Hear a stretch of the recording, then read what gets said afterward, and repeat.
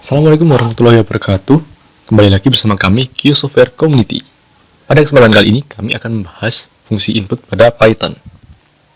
Baik, sebelum kita membahas lebih jauh lagi terkait fungsi input, kita akan menjelaskan goals atau tujuan kita mempelajari course pada kali ini. Yang pertama, mempelajari cara menerima masukan dari user dan sistem di Python. User itu ya kita sebagai user memasukkan data ataupun kalimat, kata-kata yang lain sebagainya. Kemudian yang kedua, menerima masukan dari berbagai tipe data, terutama tipe data string, float, dan integer. Yang ketiga, mengubah input dari user menjadi tipe data yang berbeda. Mungkin course kemarin kita sudah sedikit membahas terkait mengubah tipe data. Yang terakhir yaitu mempelajari format output. Ketika ada input, tentunya juga ada output. Maka kita akan melihat output dari fungsi input ini. Oke, fungsi input. Input ini hanyalah beberapa nilai dari suatu sistem atau pengguna. Jadi sebenarnya ini adalah nilai. Nilai ini tapi bisa diartikan dengan banyak hal. Kemudian fungsi input ini juga fungsinya untuk membaca baris yang dimasukkan pada konsol. Jadi suatu baris memiliki nilai dan nilai ini dimasukkan oleh user kita dengan menggunakan bantuan keyboard. Ya, kita mengetikkan kata-kata, kalimat, angka menggunakan keyboard tentunya ya. Kemudian mengubahnya menjadi string, yang mengubah yaitu Python-nya, dan mengembalikannya kembali ke sistem. Untuk input sendiri tentunya yaitu masukan ketika kita mengetikkan input. Di sini ada komennya juga, input prompt. Prompt di sini yaitu variabel yang akan teman-teman masukkan. Nanti teman-teman katakanlah ingin memasukkan nama ataupun posisi ataupun apa sebagainya. Kemudian ketika kita ingin mencetak ke dalam layar ataupun ke dalam local disk kita mencetak dengan command print untuk mencetak ke layar, karena input sebenarnya hanya input saja. Oke, baik. Mungkin di sini juga ada ilustrasinya. Ketika kita menggunakan fungsi input dari user, dari kita ingin memasukkan variabel ataupun nilai apapun itu melalui hardware bantuan dari keyboard, kemudian kita masukkan ke Python dan dicetak ke dalam layar monitor kita yang sebenarnya kita simpan di local disk. Seperti itu. Baik, tidak lama lagi kita akan langsung mempraktekannya di Jupyter Notebook. Untuk yang pertama, mungkin ini yang paling mudah. Ketika kita ingin memasukkan fungsi input, kita tinggal mengetikkan input, kemudian misalkan nama titik 2 spasi, kita shift enter. Nah, dia akan mengeluarkan prompt yaitu nama yang akan ketikkan. Katakanlah kita ketikkan nama Amri. Nah, dia akan menghasilkan output di sini, output Amri. Sekarang kita coba menggunakan variabel untuk memasukkan input.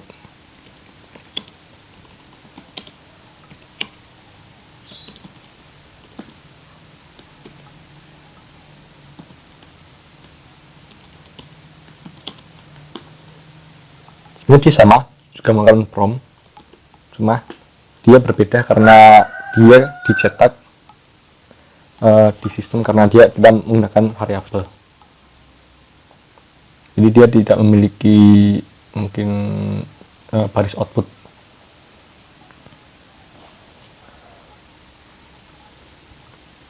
Sekarang kita akan mengetikkan berapa input dalam satu kalimat.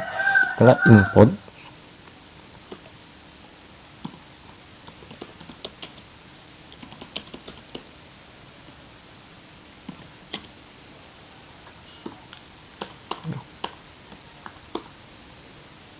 kemudian kita cetak dengan fungsi print, lalu plus variabel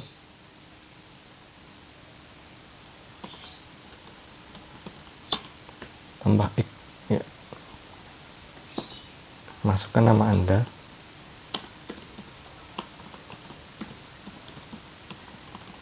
Maaf, saya ini mengarang namanya. Apabila ada kesamaan nama, mohon dimaafkan. Nah, di sini akan tercetak halo Amri Rahmat. Karena tadi kita memasukkan variabel x sebagai input, maka kemudian kita mencetakkan ditambah dengan mencetakkan kalimat atau kata ditambah dengan variabel yang sudah kita jadikan masukan. Jadi seperti itu fungsi ketika kita memiliki input dan juga variabel.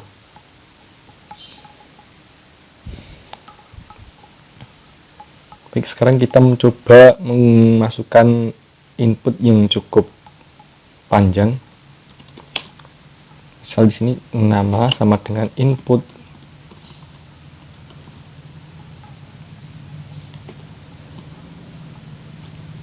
nama pegawai dan juga jabatan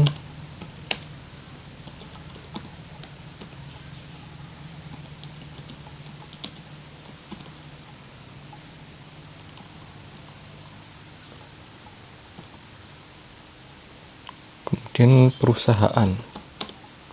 Ya, kita ibaratkan kita ingin membuat database karyawan. Input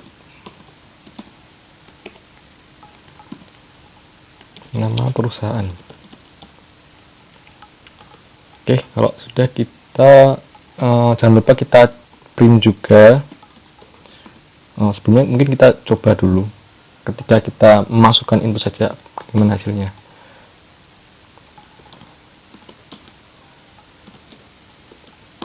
Ini dia sudah bisa mencetak.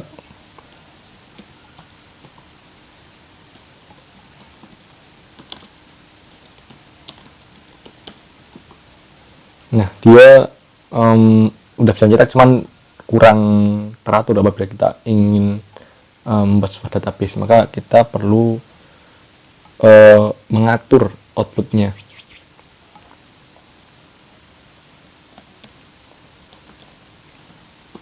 Kita menggunakan fungsi print untuk mencetaknya.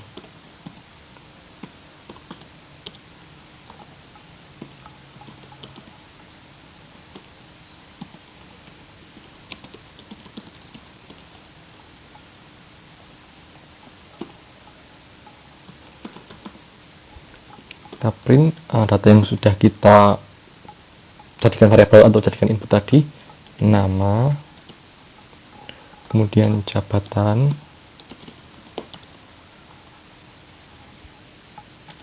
kemudian perusahaan. Ingat ya teman-teman, ini adalah case sensitif, jadi harus disamakan dengan variabel yang sudah kita masukkan tadi. Print, kita urutkan nama, jabatan, perusahaan. Dia akan mencetak, ini dokumen untuk mencetak agar lebih terurut lagi. Dan di sini juga ada fungsi new line untuk agar dia lebih teratur. Jadi tiap baris akan memiliki fungsi tersendiri.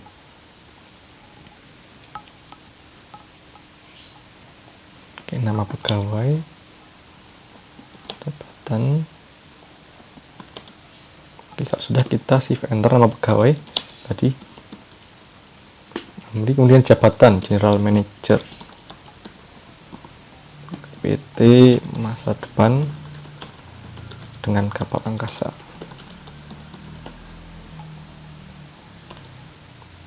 Oke, enter. Nah, jadi ketika kita hanya memasukkan input saja, dia akan tercetak apa yang kita masukkan. Kalau kita menggunakan perintah print, dia akan dicetak kembali dengan fungsi yang sudah kita atur lah, seperti itu. Jadi mungkin dia akan lebih rapi sesuai dengan apa yang kita perintahkan di print itu. Di sini ada cetak informasi, print cetak informasi, nama, jabatan, perusahaan. Jadi fungsi nulang di sini agar dia memiliki baris tersendiri, nama, jabatan, perusahaan. Nah, seperti itu. Kemudian kita akan mencoba menggunakan variabel number atau variabel integer.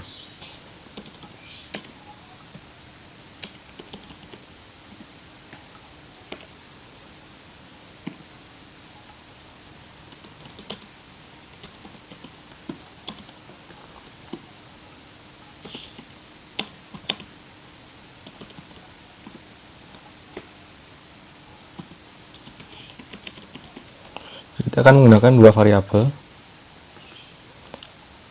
number, mungkin nanti integer, dan juga string. Oke, print new line,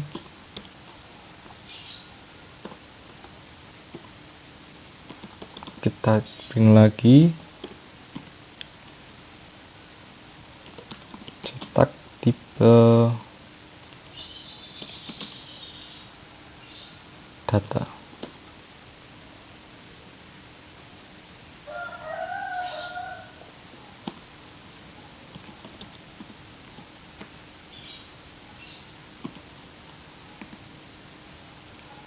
Type of number,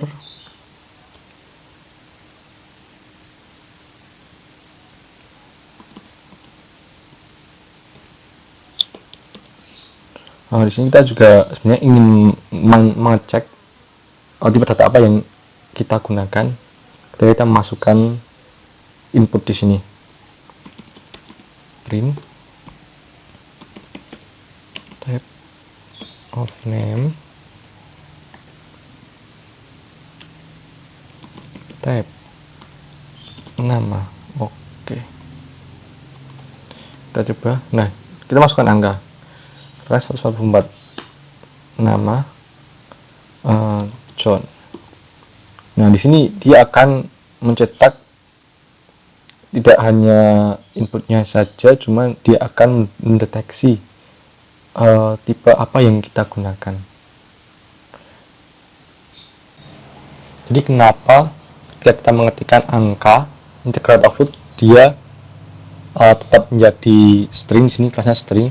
Nah, karena memang ketika kita memasukkan inputnya, di sini input hanya input saja, jadi otomatis akan terkonversi menjadi string. Nah, apabila kita ingin membuat formatnya menjadi integer ataupun float, kita perlu menambahkan keterangan di depannya, yaitu int atau integer. Oke, kita running 12, kemudian nah di sini akan berubah menjadi integer. Jadi ketika kita tidak mengetikkan tipe data atau keterangan tipe data yang kita gunakan, jadi dia otomatis akan terbaca sebagai string. Coba ketika kita menggunakan data float, nah dia akan error di sini karena kita sudah memerintahkan dia untuk mencetak fungsi integer, memasukkan input integer. Apabila kita ingin menggunakan data float, maka kita ganti menjadi float. Oke, di sini dia udah jalan. Nah, dia tipe datanya float karena kita mengetikkan command float di depannya. Jadi seperti itu untuk fungsi input ini. Memang kita harus mendeklarasikan kembali tipe datanya ketika kita memiliki input masukan yang akan kita cetak.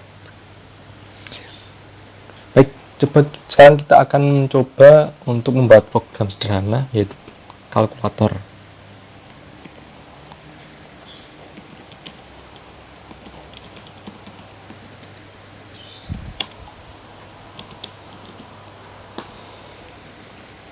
Oke, kita akan menggunakan dua angka saja, tapi nanti apabila teman-teman ingin menambahkan angka di sini, teman-teman bisa menambahkan sendiri. Ingat di sini kita menggunakan integer, tipe data integer.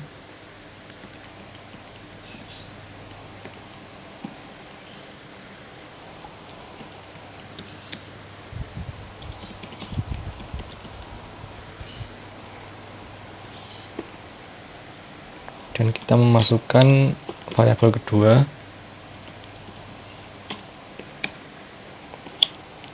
sebagai integer juga.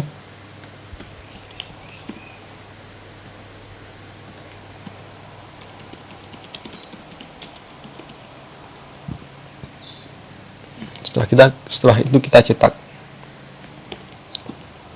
Ini new line, jangan lupa menggunakan new line.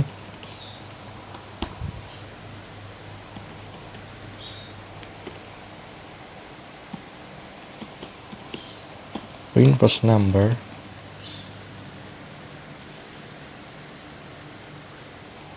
Nah, di sini kita mencetak display yang akan kita tampilkan. Jadi untuk case sensitif atau variabelnya kita deklarasikan di belakang. First number. Kemudian print untuk variabel kedua.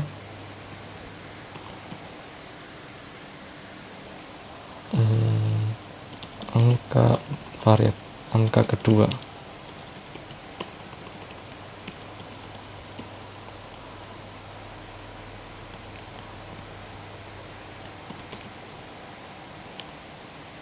Kita menggunakan bahasa Indonesia saja lah untuk mencetak kalimatnya.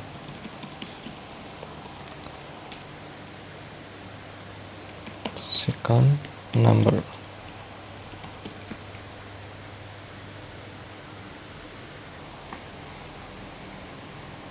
Oke, sekarang kita gunakan perintah sum atau jumlahkan first number. Nah, di sini kita bisa menggunakan tanda plus ataupun minus ataupun perkalian, pembagian dan sebagainya. Kita coba perkalian. Second number. Print jumlahan dari dua angka, dua variabel saja.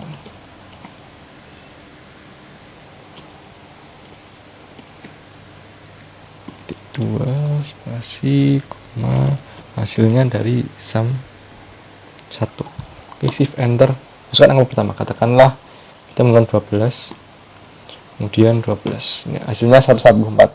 Nah, seperti itu teman-teman untuk penjumlahan. Kita bisa juga pengurangan 55 dikurangi 8, kemudian akan mengurangi sendiri. Jika teman-teman ingin menggunakan float, tinggal masukkan float.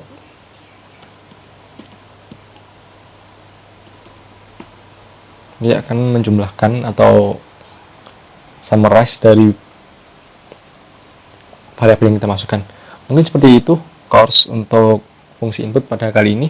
Terima kasih sudah menyimak course ini, semoga bermanfaat. Sekian dari saya.